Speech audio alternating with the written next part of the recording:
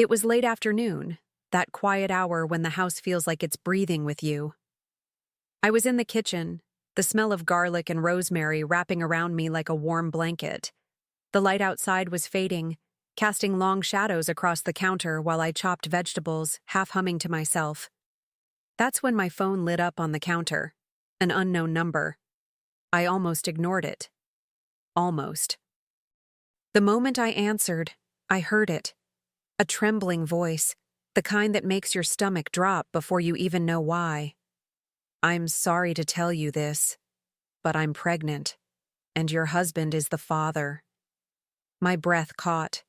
The spoon in my hand clinked against the pot, a sound so sharp it cut right through the haze flooding my head. She said her name, Melissa, like it was the punchline to some cruel joke. And then, click. The line went dead. I stood there frozen, knife still in my hand but my grip weak. My mind raced, clawing for an explanation, some harmless misunderstanding I could cling to. But there was none. The silence in that kitchen was thick, pressing against me until I could hear my own heartbeat in my ears. The first thing I felt was shock, raw and suffocating. But beneath it, something darker started to burn. Suspicion. And right under that, a resolve I didn't yet recognize, but I knew it would change everything. I leaned against the counter, my palms flat on the cool granite, trying to anchor myself. The dinner I'd been making moments ago now smelled too strong, almost bitter in the air. My hands were trembling, but not from fear. At least not only from fear. It was the kind of tremble that comes when your mind is sprinting ahead of your body, already piecing together the moments you might have missed, the signs you ignored. Every late night, every vague excuse, every flicker of his eyes when I asked a simple question. They started lining up like a puzzle I didn't want to solve. The name Melissa kept circling in my head, loud enough to drown out everything else.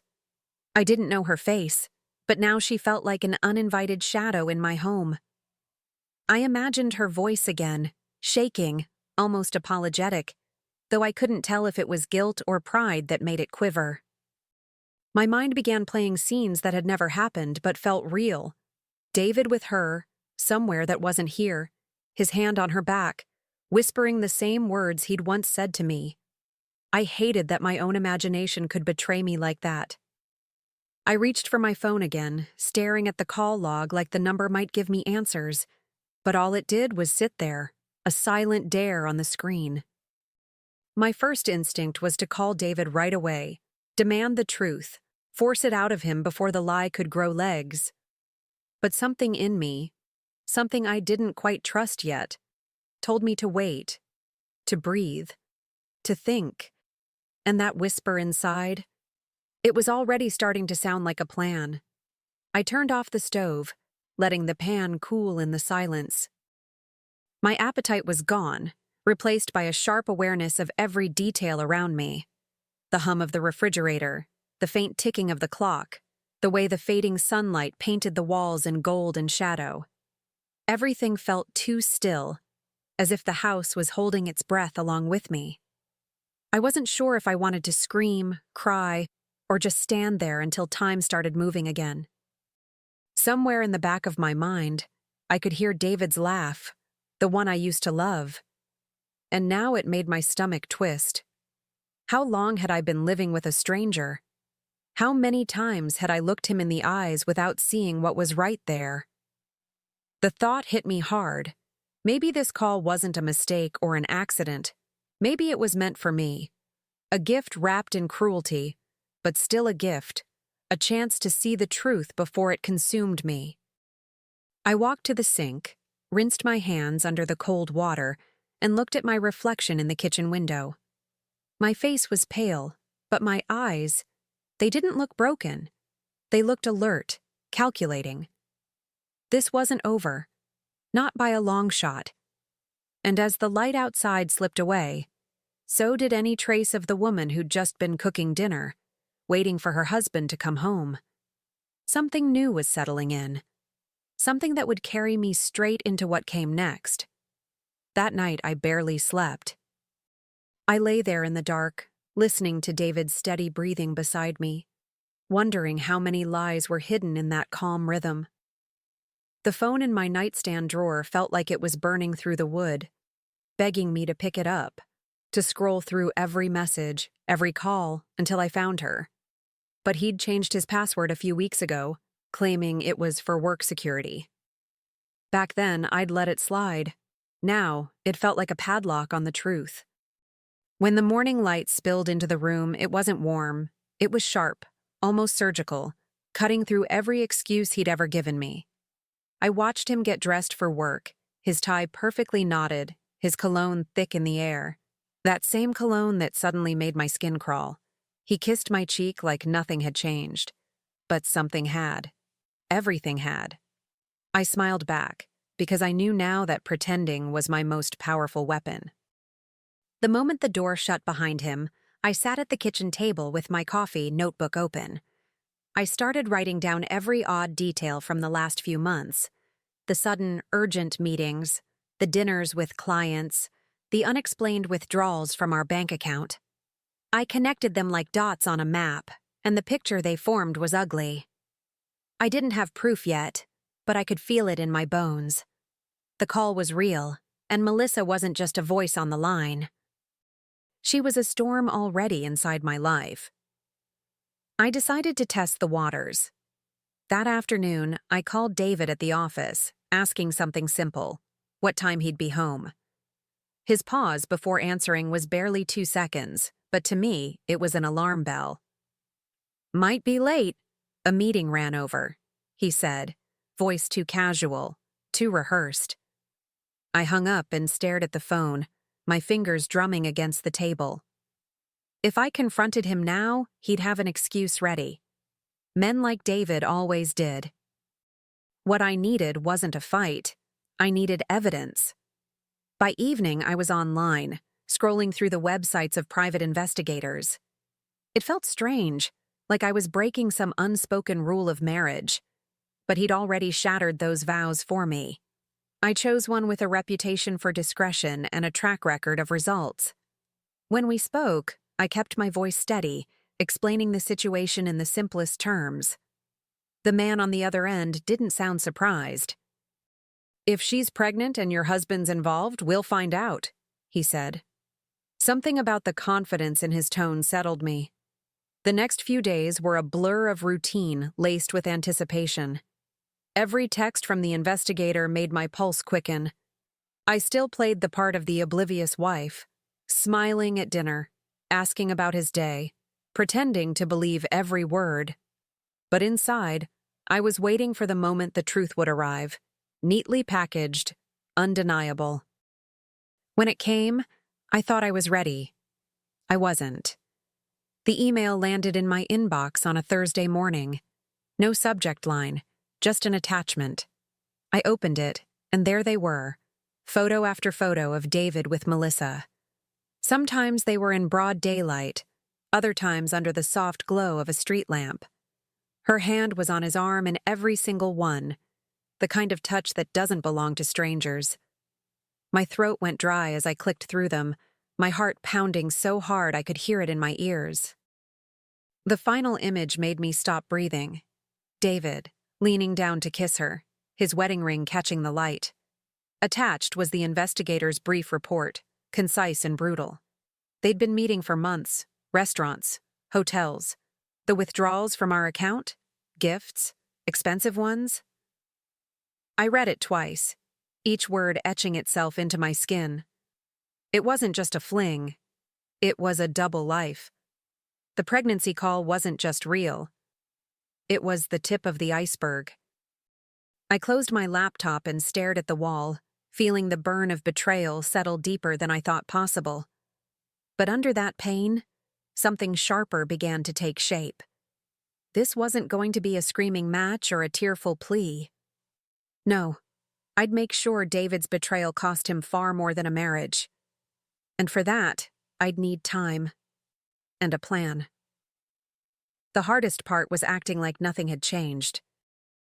Every morning, I poured his coffee, kissed him goodbye, and watched him walk out the door as if my hands weren't itching to shove the photos in his face. But patience, I told myself, was a weapon. I started making quiet trips to the bank, copying every financial document I could get my hands on. Tax returns, account statements, property deeds. Each paper felt like a brick, and I was building a wall between us, one he wouldn't be able to climb when the time came. I met with my lawyer in a discreet office across town, a place David would never think to look. She listened without interrupting, her pen moving steadily across the page as I laid everything out. When I showed her the photos and played the recorded call, her brow arched just slightly. "You've got more than enough to protect yourself," she said. "Now it's about making sure he can't touch what's yours." I walked out of there with a new sense of clarity and a strategy. It was during those meetings that I learned something I hadn't expected. Melissa had a history, a pattern. She'd been involved with married men before, always in relationships that came with money attached. She wasn't just after David, she was after a lifestyle. That made me furious, but also oddly calm. If she thought she was playing a game, she hadn't realized I'd already started rewriting the rules. At home, I became an observer in my own marriage. I studied his movements, his tone, the way he avoided eye contact when I asked the simplest questions. Every lie he told was like a loose thread, and I was pulling them one by one, unraveling the fabric of the life we'd built. He didn't notice. He thought he was still in control. That was the part that almost made me smile. Almost. I began to shift money quietly, moving what I could into accounts he didn't know about. My lawyer helped me draft documents that would freeze joint access the moment I gave the word. Each step was precise, deliberate. There was no rush. Revenge, I realized, is sweeter when it's patient. At night, I'd lie awake beside him, listening to him breathe, knowing he had no idea the ground beneath him was already cracking. Sometimes I wondered what Melissa would think if she knew what was coming. Would she panic? Run? Or would she stay, convinced she could win? Either way, I was done being the woman in the dark. I wasn't just preparing to confront them. I was preparing to end them, at least in the version of life they'd been living at my expense. The more I planned, the lighter I began to feel. Not happy, not yet, but stronger, like I'd taken back a part of myself I didn't even know I'd lost. I started walking in the mornings, using the quiet streets as my thinking space. Each step was a reminder that I wasn't powerless. I was the one holding the cards now, and every day, I was stacking the deck higher in my favor. One morning, I passed a boutique and stopped, staring at my reflection in the glass. My eyes looked sharper, my posture straighter. I realized I wasn't just preparing for an ending. I was preparing for a beginning. A life where I didn't have to second-guess every word from his mouth. A life that was mine alone. That thought carried me through the rest of the day like a secret I couldn't wait to reveal. Still, there was a final piece missing. The moment. The one perfect scene where the truth would spill out, not in whispers or accusations, but in a way that left no room for denial. I didn't know when or how it would happen yet, but I knew when it did, David wouldn't see it coming until it was too late. The night I chose was ordinary on the surface, at least for him. David walked through the door right on schedule, setting his briefcase by the couch like he always did. What he didn't expect was me sitting in the living room, every light on, a stack of papers on the coffee table, and my lawyer in the armchair across from me. His smile faltered just slightly, but I caught it. He knew. Or at least he suspected. "Sit down," I said, my voice steady, almost polite. He tried to make a joke, something about the serious atmosphere, but it landed flat in the room's heavy air. I reached for the photos first, laying them out one by one like cards in a losing hand. Then I pressed play on my phone. The recording of Melissa's trembling voice filled the space, each word slicing through whatever script he'd prepared in his head. His shoulders slumped. At first he tried to deny it, fumbling for explanations. Then came the half-admission, the pathetic line about it being just a mistake, and how he still loved me. I leaned back, studying him as if he were a stranger. "Mistakes don't last 9 months," I said evenly. "You've made your choice. Now live with it." I slid the divorce papers across the table, the pen resting neatly on top. His eyes darted to my lawyer, then back to me, as if waiting for some sign that this was negotiable. It wasn't.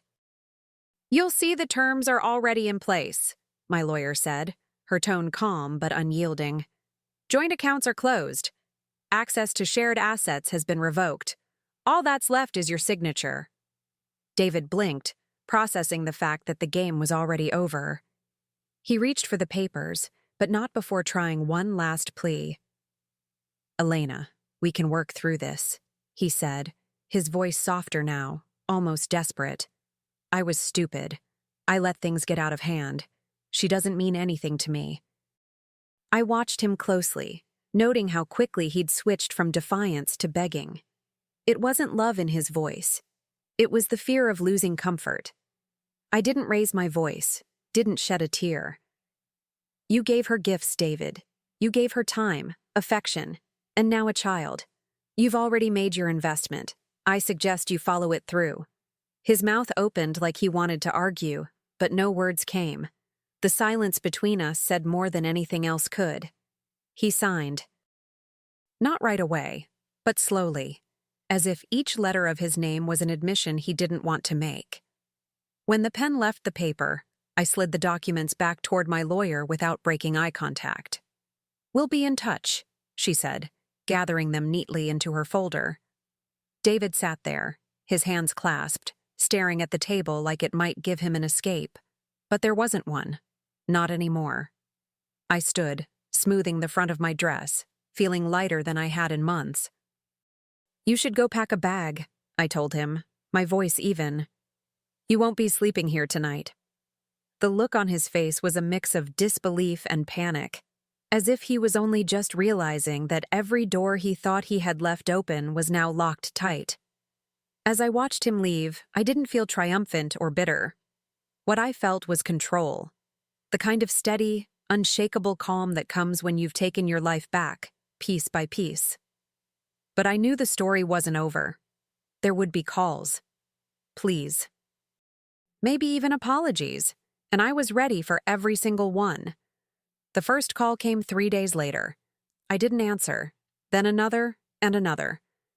By the end of the week, my voicemail was full, each message a different version of the same plea. "We can fix this. It was a mistake. She's not who I thought she was." His voice sounded smaller each time, stripped of the confidence he used to wear like a second skin. I listened to a few, not out of hope, but to remind myself why I'd walked away. Melissa had left him. That much was clear from the fragments he let slip. Apparently, once she realized the lifestyle she'd been chasing wasn't coming, she'd moved on. I imagined her packing up the gifts he'd bought with our money, sliding them into her purse without a second thought. For her, it was just the end of another round. For David, it was the beginning of a very long fall. I spent those days reclaiming my own space, rearranging the furniture, clearing out drawers he'd left behind. It wasn't about erasing him. It was about breathing again. Every room felt different without his presence, like the air had shifted, lighter and cleaner. For the first time in months, I could stand in my kitchen without hearing Melissa's voice echo in my mind. One afternoon, I found myself at the seaside cafe I used to visit with friends years ago. The wind carried the scent of salt and espresso, and the sound of the waves seemed to wash away the last traces of him. I sat at a small table by the window, watching sailboats drift lazily across the horizon. Across from me was Claire, my oldest friend, her laughter filling the space between sips of coffee. With her, I didn't have to explain or defend anything. She already knew, and she approved. At some point, my phone buzzed on the table. David's name lit up the screen, a familiar reminder of a life I'd already left behind. Claire raised an eyebrow, silently asking if I'd answer. I smiled, turned the phone face down, and kept talking. His calls no longer felt urgent. They felt irrelevant. The grip he once had on my thoughts was gone, replaced by the quiet certainty that I'd made the right choice. We talked for hours, about everything except him. Plans for a trip, the new book I'd started, how the sea air made the coffee taste even better. I realized I wasn't just moving on. I was already gone. The only thing left was to decide how I wanted to close this chapter, and I knew exactly how it would end. The decision came as naturally as breathing. I didn't need a dramatic finale, no public confrontation or cutting remark. My silence was enough. That evening, back at home, I sat by the window with a cup of tea, the last light of day spilling across the room. My phone lit up again with his name. I let it ring until it stopped, then turned it face down on the table. He could keep calling for the rest of his life, but I'd already answered in the only way that mattered, by moving on. Somewhere, Melissa was carrying his child. That was his reality now, not mine. She could have him, the promises, the lies, the endless games. I didn't want any of it. What I had now was infinitely better. Peace. The kind that doesn't need to be defended or explained. The kind that settles into your bones and stays. I took a long sip of my tea, watching the moon rise over the rooftops. She can have the baby, I thought, a faint smile tugging at my lips. I'll keep my peace. And with that, I let the night take me, feeling lighter than I had in years, ready for whatever came next. Because this time it would be mine.